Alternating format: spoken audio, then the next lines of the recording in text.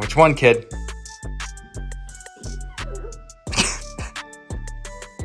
Are you not going to pick one? You don't like the options?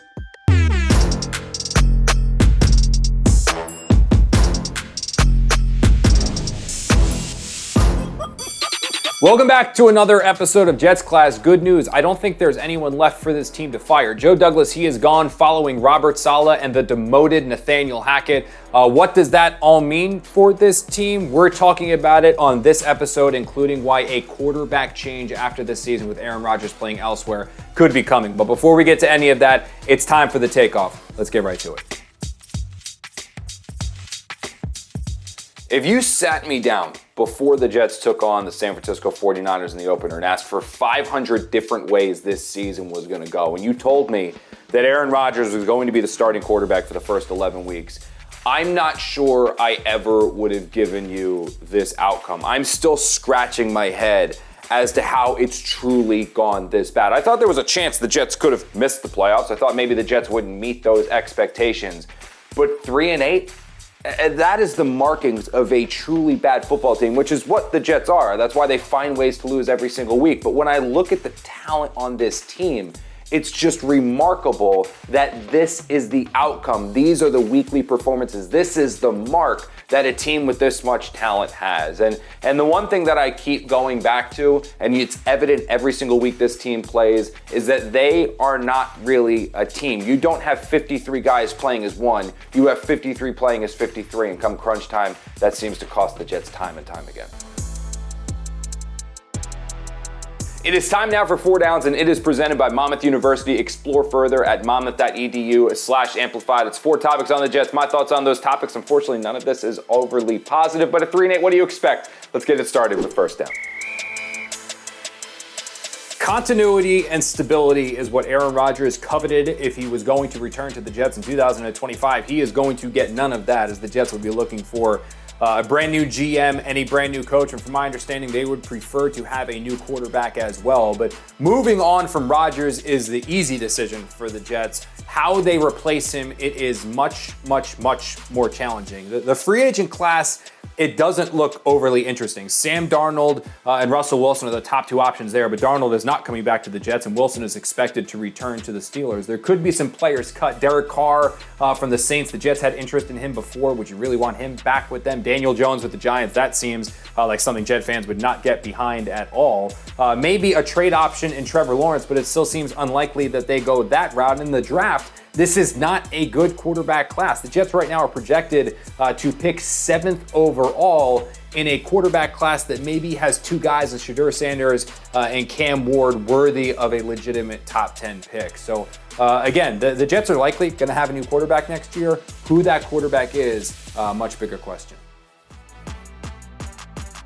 I've thought a lot about where it all went wrong for the Jets, and I do believe that it dates back to this offseason and their inability to hire someone that would have effectively replaced Nathaniel Hackett. The Jets identified a problem on their offensive staff. That's why they went out and tried to add a senior offensive consultant, really singling in on Arthur Smith, who ended up becoming the offensive coordinator of the Pittsburgh Steelers. They felt, many members of this organization, like Hackett had lost his fastball, and they wanted to bring someone in who, while he wouldn't have then fired, like the Jets wouldn't have then fired Hackett, this person would have taken over control of the offense and been the one calling the plays.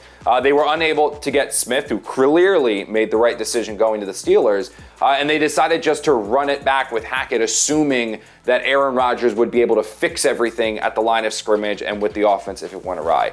That clearly didn't happen. And the trickle-down butterfly effect of it led to offensive struggles, which led to Robert Saleh getting fired, Jeff Elbert getting promoted, and then the defense struggling because now you don't have a defensive coordinator or head coach trying to do both. So if you're really looking at where this thing went astray, and I don't know if the Jets were ultimately going to make the playoffs or a run, but it's certainly not as bad as it is now if they were able to add that person on the offense.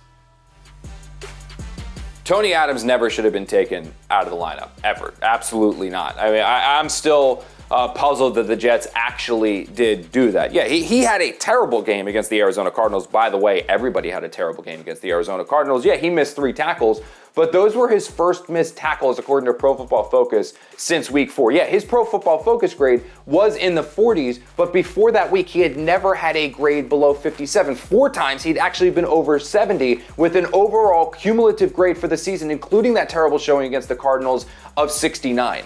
Adams is your quintessential center fielder, the quintessential free safety. He's never going to be an elite level tackler, but what he has, his superpower, is his range. I can promise you that he makes the play that Jalen Mills did not in that long Anthony Richardson pass up the right sideline that found the hole between Mills and Sauce Gardner. Moving forward, Adams needs to be on the field. The Jets need to play their best players, and Adams is one of them.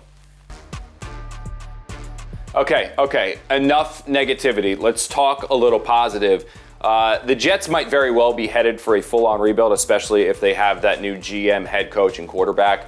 But unlike the rebuild that John Idzik did, or the rebuild that Mike Maccagnan did for John Idzik, or the rebuild that Mike Maccagnan did again in 2017 for Mike Maccagnan, or the rebuild that Joe Douglas had to do for Mike Maccagnan in 2019 and everything else that has come since, the Jets are actually in a pretty decent spot. There is actual talent on this roster, not aging veteran guys. There's a couple of them, but for the most part, there is a young core. I'm talking about guys like Elijah Vera Tucker, Joe Tippmann, Olu Fashanu, receivers like Garrett Wilson, running back like Breece Hall. In the defense, you've got Quincy Williams locked up, Quinnen Williams locked up, Jermaine Johnson coming back, Will McDonald on his rookie deal, Sauce Gardner, Michael Carter, both locked up. Safeties that I still think you can work with, namely with Tony Adams. There are pieces there where I think the Jets could be a desirable destination because, yeah, you still got to find the quarterback, and the quarterback is the most important piece on offense, and again, the most important piece really everywhere.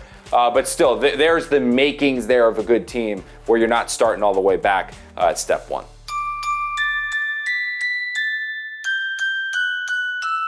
All right, so the New York Jets are going to have both a brand new general manager and new head coach next year. What are they going to go with? Someone who's never done it before, new blood, someone who's done it before with a little experience. Time will tell. They do have a 6-week head start here now on figuring out what they want to do, and then once the season ends, they're going to move forward with the candidate that they want. As for who that candidate is going to be, who better to bring on than Brookie the Baby Bookie to do a little prediction on who the Jets' new GM is going to be and the new head coach is going to be. Let's get right to it.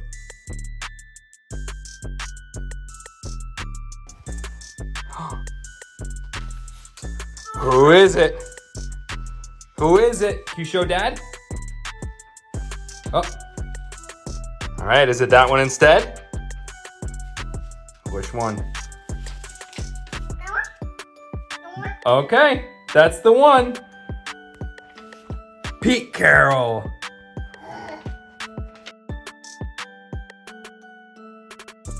Do.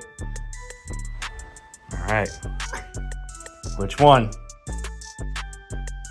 Which one, kid?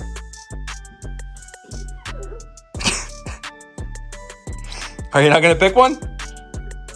You don't like the options?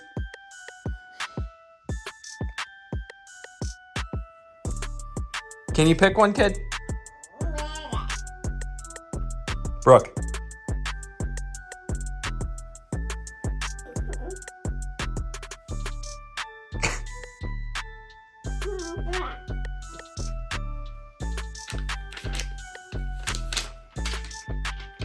Is that the one? All right, let Dad see it. Who is it? Brandon Brown. Thank you guys so much for joining this episode of Jets Class. It was an absolute blast as always, even though this episode was a little more doom and gloom, because it really is kind of doomy and gloomy around the team right now.